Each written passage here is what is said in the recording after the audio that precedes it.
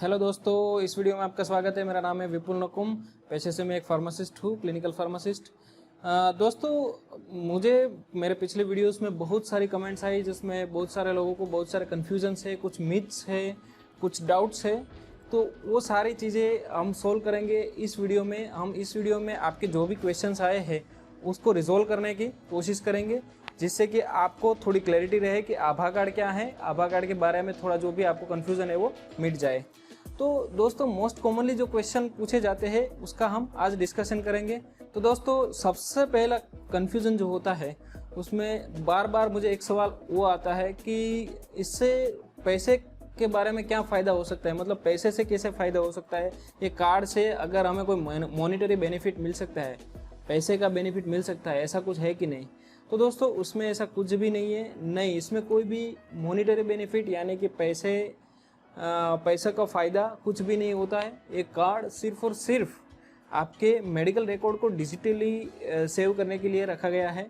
ये जो आभा नंबर है वो आपके आभा नंबर के ऊपर से आप अपने मेडिकल रिकॉर्ड को डिजिटली रख सकते हैं। तो सबसे पहला कन्फ्यूज़न है कि इससे जो भी है मॉनिटरी बेनिफिट कुछ भी नहीं मिलेंगे आपको। दूसरा सबसे बड़ा क्वेश्चन ये आता है कि क्या ये आभा कार्ड से हम किसी भी अस्पताल में जाके आयुष्मान भारत योजना के तहत इसका लाभ उठा सकते हैं कि नहीं। तो दोस्तों, ये बहुत बड़ा सवाल है। इससे पहले हमें ये समझना होगा कि आयुष्मान भारत जो योजना है उसमें हमें लाभ मिलता है, तो वो लाभ किस कार्ड के द्वारा मिलता है। हकीकत यह है कि दोस्तों, आभा कार्ड जो है उससे आयुष्मान भारत योजना से ना जोड़ा जाए। आभा कार्ड और आयुष्मान भारत योजना जो है उसके लिए जो कार्ड लगता है उसको बोलते हैं आयुष्मान भारत हेल्थ कार्ड, जो बोलते हैं वो होता है। और वो जो कार्ड है वो अलग कार्ड है, गोल्डन कार्ड जिसको बोला जाता है। तो पीएमजे कार्ड जो होता है वो पीएमजे कार्ड अलग चीज़ है, आभा कार्ड अलग चीज़ है। और आभा कार्ड से कभी भी हम ये 10 लाख की जो भारत सरकार के द्वारा जो निकाली गई जो प्रधानमंत्री जन आरोग्य योजना जो है उसमें कोई भी लाभान्वित नहीं हो सकता है। अगर आपको वो योजना में लाभ चाहिए तो आपको पीएमजे का कार्ड निकालना पड़ेगा। पीएमजे से आप वहाँ पे बेनिफिट पा सकते हैं। दोनों चीज़ अलग अलग है। उस तीसरा जो मोस्ट कॉमन क्वेश्चन आता है कि इससे कोई भी फ्री सर्विसेज हमें मिल सकती है, जैसे कि इंश्योरेंस हो गया, वैसा कुछ मिल सकता है। तो दोस्तों, मैंने जैसे पहले कहा है, नहीं, इससे कोई भी इंश्योरेंस नहीं मिलता है। इंश्योरेंस की बात जो आप करते हो, अगेन यह कन्फ्यूज़न इसलिए रहता है कि आप पीएमजे कार्ड और आभा कार्ड दोनों में कंफ्यूज हो रहे हैं। दोनों अलग अलग चीज़ है, दोनों को मिक्स मत करिए। दोनों का पर्पज़ अलग है, दोनों का जो गवर्नमेंट ने दोनों चीज़ जो निकाली है वो अलग अलग पर्पज़ के लिए, अलग अलग हेतु के लिए निकाली गई है। तो आप उस दोनों में कभी भी कंफ्यूज ना होइए। आपको 10 लाख का इंश्योरेंस मिलेगा, लेकिन वो पीएमजे कार्ड के अंतर्गत मिलेगा। हाँ, एक बात सही है कि इस कार्ड से आप अगर इंश्योरेंस कंपनीज में भी आप कभी भी क्लेम करते हैं और वहाँ पे आपका आभा आईडी देते हैं, तो वो आभा आईडी के ऊपर वो कंपनीज जो है वो जो भी डॉक्यूमेंट अपलोड करेगी तो आपके आभा आईडी में दिखेंगे, वो बाद में दिखेंगे, लेकिन वो लिंक अगर होता है तो कर सकते हैं। चौथा क्वेश्चन जो मोस्ट कॉमनली मुझे पूछा गया है वो ये है कि आभा कार्ड या फिर आभा आईडी का हम इस्तेमाल कैसे कर सकते हैं, कैसे हम अपने मेडिकल रिकॉर्ड्स को अपलोड कर सकते हैं। तो दोस्तों, इसका जवाब ये है कि मैंने एक पूरी वीडियो पिछले वीडियो में बनाई रखी है। जो पिछली वीडियो है वहाँ पे आप ये पूरी प्रोसेस देख सकते हैं। उसकी लिंक डिस्क्रिप्शन बॉक्स में दे दूँगा, वहाँ पे जाके आप ये पूरी प्रोसेस देख सकते हैं। लेकिन अगर आपको मैं संक्षिप्त में बताऊँ तो अगर आप किसी योजना के तहत जैसे कि पीएमजे योजना के तहत गए हैं या फिर कोई अलग जो लिंक नेटवर्क हॉस्पिटल है या वहाँ पे अगर ट्रीटमेंट लेते हैं तो आपको कोई भी मेडिकल रिकॉर्ड को अपलोड करने की ज़रूरत नहीं है। वो लोग जैसे ही करते हैं, मान लो कि आपने पीएमजे कार्ड से कोई ट्रीटमेंट ली है तो आपके जो मेडिकल रिकॉर्ड है वो ऑटोमेटिकली उससे लिंक्ड जो आभा आईडी होगा वहाँ पे आपके मेडिकल रिकॉर्ड स्टोर हो जाएंगे। आपको उसमें कुछ भी करने की ज़रूरत नहीं है, सिर्फ आपका पीएमजे कार्ड जो है उसको आभा आईडी से लिंक करना होता है। और वो आजकल तो एक नया सिस्टम निकला है जिसमें पीएमजे कार्ड जो है उसके साथ आप आभा आईडी को ऑटोमेटिकली जोड़ सकते हैं। जो नए BMJ कार्ड निकलते हैं वहाँ पे आभा आईडी ऑलरेडी लिंक होते हैं। और एक नेक्स्ट क्वेश्चन जो आता है, 5वां क्वेश्चन, कि क्या ये आभा आईडी है वो आईडी प्रूफ के तरह आप यूज़ कर सकते हैं, इस्तेमाल कर सकते हैं? बिल्कुल नहीं दोस्तों, आप ये आभा आईडी जो है वो आपका आईडी प्रूफ नहीं है। आभा आईडी जो है वो आपका सिर्फ और सिर्फ मेडिकल रिलेटेड कोई रिकॉर्ड्स है उसको सेव करने के लिए या फिर मेडिकल रिकॉर्ड्स के इस्तेमाल के लिए ही किया जा सकता है। बाकी आप आभा आईडी को एक आपका वैलिड आईडी प्रूफ के तौर पे आप नहीं इस्तेमाल कर सकते हैं अभी तक। अब दोस्तों सबसे बड़ा क्वेश्चन ये रहता है कि आभा आईडी कैसे हमें बेनिफिट पहुंचाएगा। दोस्तों इसके लिए भी मैंने बहुत पहले एक वीडियो बनाई थी जिसमें मैंने बहुत डिटेल में डिस्क्राइब किया था कि आभा आईडी में कैसे कैसे फ़ायदे पहुंचा सकता है। हम यहाँ पे संक्षिप्त में देख लेते हैं। सबसे पहला जो आपको फ़ायदा होगा वो आपका जो मेडिकल रिकॉर्ड है वो आप डिजिटली देख सकते हैं, सेव कर सकते हैं, रख सकते हैं।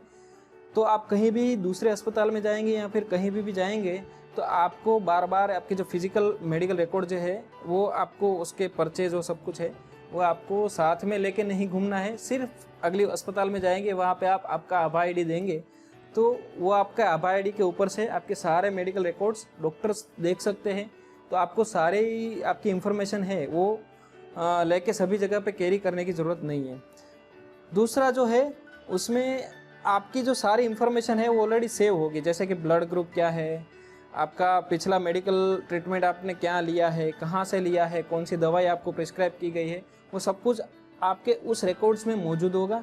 तो आप अपने मेडिकल रिकॉर्ड या लैब रिकॉर्ड्स को आपको कैरी करने की ज़रूरत नहीं है, वो वहाँ पे ऑलरेडी होंगे। तो अगले जाके आप वहाँ से ले सकते हैं। मान लो कि आपको कोई फार्मेसी में आपने दवाइयाँ ली है, ठीक है, और आपके पास से वो पर्चा खो गया, बार बार फ्रिक्वेंटली वही जैसे कि डायबिटीज़ के पेशेंट है या फिर कार्डियक पेशेंट है, तो उन लोगों की दवाइयाँ लंबी चलती है, ठीक है। तो वो लंबी चलने वाली दवाइयाँ होती है तो कभी कभी क्या होता है, पर्चा घूम जाता है, तो पता नहीं चलता कि कौन सी दवाइयाँ ली है।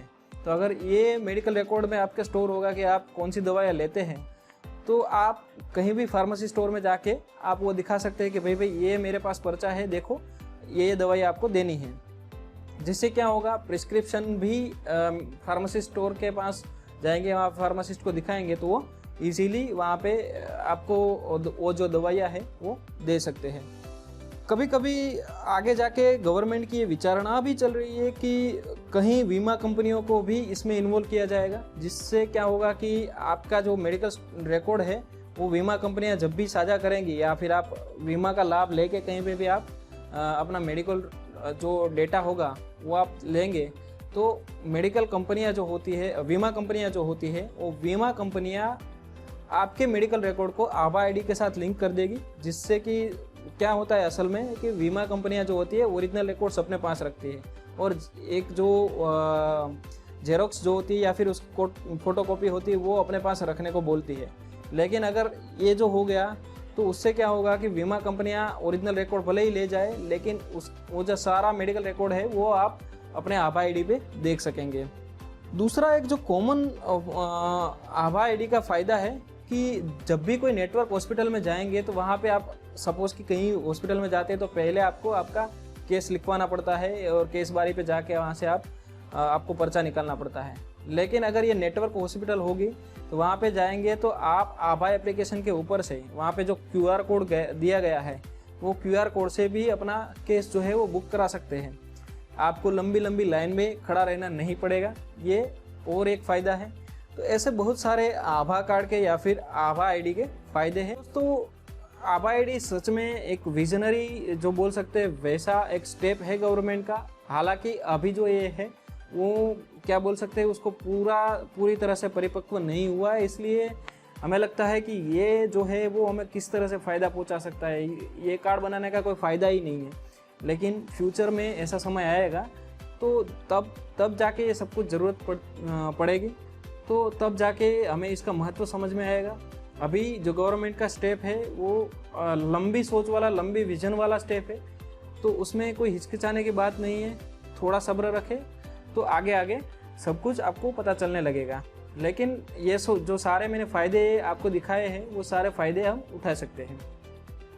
तो दोस्तों आज के वीडियो में इतना ही। आपको ये वीडियो कैसा लगा, कोई इन्फॉर्मेशन लगी, आपके कोई डाउट सोल्व हुए हैं तो आप इस वीडियो को लाइक करिए। अगर आपको वीडियो अच्छा लगता है तो आप ये वीडियो को शेयर कर सकते हैं, अपने आसपास के लोगों या दोस्तों में शेयर करिए। और हम ऐसे ही इंफॉर्मेटिव वीडियोस हर हफ्ते लाते रहते हैं, तो आप इस चैनल को सब्सक्राइब करिए, जुड़े रहिए। थैंक यू वेरी मच, आभार।